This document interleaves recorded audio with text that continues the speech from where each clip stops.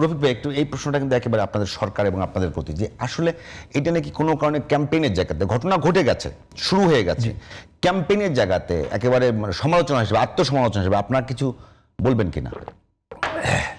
দেখেন, ক্যাম্পেইনের জায়গাতে যেটা আপনি তো আগেই বলেছি যে যেটা হওয়ার কথা ছিল সেটা হয়নি, সে পাস্টকে আপনাকে ভুলে যেতে হবে। আপনি যদি এখন যদি মনে করেন যে ওইটা নিয়ে আমরা সমালোচনা করবো, তাহলে মানুষের মধ্যে তাহলে আমরা কাজটা কী করবো, আপনাদের কিন্তু কাজ করে যেতে হবে।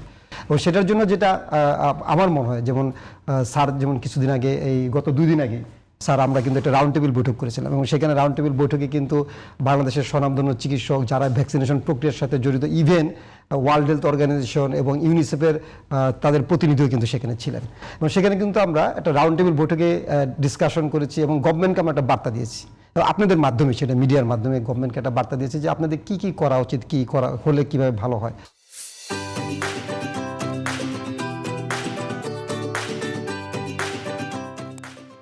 সেই ধরনের ইস্যু করে কিন্তু, এবং আমরা মানুষকেও আমরা সেখানে কিন্তু মানুষকে আমরা বোঝাতে সক্ষম হয়েছি যে এখানে আতঙ্কিত হওয়ার কিছু নেই। ফার্স্ট ইস্যু হলো যে আতঙ্কিত হওয়ার কিছু, এবং সেটাকে সবচেয়ে বেশি কাজ করতে পারেন কিন্তু আপনারা মিডিয়া, এবং মিডিয়ায় কিন্তু আপনারা যদি এটাকে প্রচারণা করেন, বিশেষ করে যেমন ভ্যাকসিনেশনকে ইন্সপায়ার্ড করেন, উৎসাহিত করেন। কারণ দেখা যাচ্ছে যে আপনার কোভিডকালীন সময়েও কিন্তু অনেকে কিন্তু ভ্যাকসিনেশনকে যেন ভ্যাকসিন না নেয় সেটারও কিন্তু একটা পক্ষ ছিল যে ভ্যাকসিন নেওয়া যাবে না, একটা গ্রুপ ছিল। সুতরাং এই গ্রুপকে আপনাকে অ্যাভয়েড করতে হবে।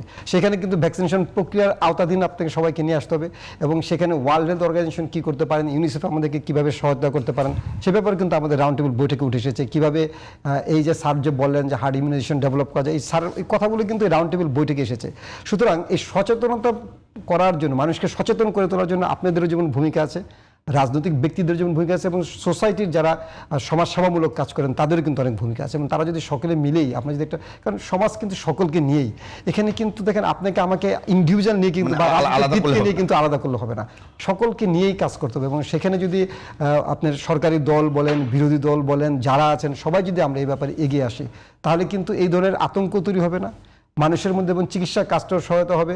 এবং এই যে আইডেন্টিফাই করে একটা রোগীকে আইসোলেশন করে দেওয়া, এবং সেটা যদি একটা গার্জিয়ান জানতে পারে আপনাদের মাধ্যমে, তাহলে কিন্তু সেটা কিন্তু সবচেয়ে সহজ। কারণ একজন ডাক্তারের পক্ষে ডোরে ডোরে যায় বলা সম্ভব না যে আপনার বাচ্চাকে আইসোলেশন করেন, কিন্তু আপনি কিন্তু একটা মিডিয়াতে একসাথে আপনি কয়েক কোটি মানুষকে জানাতে পারেন যে আপনাকে বাচ্চাকে এরকম হলে এটাকে আইসোলেশন করেন, এইভাবে হলে আপনি ডাক্তারের কাছে যাবেন। এই যে স্যার যেগুলো বললেন, এইটাই যদি একজন দর্শক যদি সে দেখে থাকেন, তাহলে কিন্তু সে বুঝবেন যে তার বাচ্চাকে কখন ডাক্তারের কাছে নিতে হবে, কখন সে প্রয়োজনীয় চিকিৎসার জন্য না যে হসপিটালে ভর্তি না হয়ে সে বাসায় রেখে তার চিকিৎসা করতে হবে। সেটা সকলের কিন্তু একটা বড় ভূমিকা আছে। সেই ভূমিকাটা যদি আমরা যার যার জায়গা থেকে পালন করতে পারি, তাহলেই সম্ভব এই ধরনের প্রাদুর্ভাব হলেও। কারণ আপনি কোভিডকালীন সময় আপনার মনে আছে নিশ্চয়ই যে আক্রান্ত হয়েছেন, এবং আমরা অনেকেই আক্রান্ত হয়েছি। সেখানে কিন্তু ডাক্তারদের কি রোল ছিল সেটা আপনি কেউ কিন্তু ভুলে গেলে চলবে না, কেউ ভুলেনি। একজন আমাদের প্রচুর ডাক্তার যারা শহীদ হয়েছেন তখন, এবং তারা কিন্তু তখন কিভাবে মানুষের পাশে একটা সিম্পল মাস্ক নিয়ে, সেখানে কিন্তু একটা সিম্পল মাস্ক নিয়ে তারা অনেকে শহীদ হয়েছে। সুতরাং সেখানে কিন্তু ডাক্তার বলেন, ডাক্তারের যারা অ্যাসিস্ট্যান্ট ছিলেন, নার্সরা ছিলেন, তারা কিন্তু সকলেই সেই ব্যাপারে কিন্তু এগিয়ে এসেছেন। তার মানে কি, আমাদের সমাজের যারা সমাজকর্মী ছিলেন তারাও কিন্তু ব্যাপারে এগিয়েছেন, তারা সকলে মিলেই কিন্তু আমরা সেই কাজগুলো করেছি। সুতরাং এখানে কাউকে দোষারোপ না করে যে ডাক্তারের কারণে রুগী মারা গেছে, অথবা আপনি যে সমাজকর্মী এগিয়ে আসে নাই বা মিডিয়ারা এগিয়ে আসে নাই, তারা শুধু সমালোচনাই করে, সেগুলোকে চিন্তা না করে পজিটিভ দিক চিন্তা করে আমাদেরকে এগিয়ে আসে।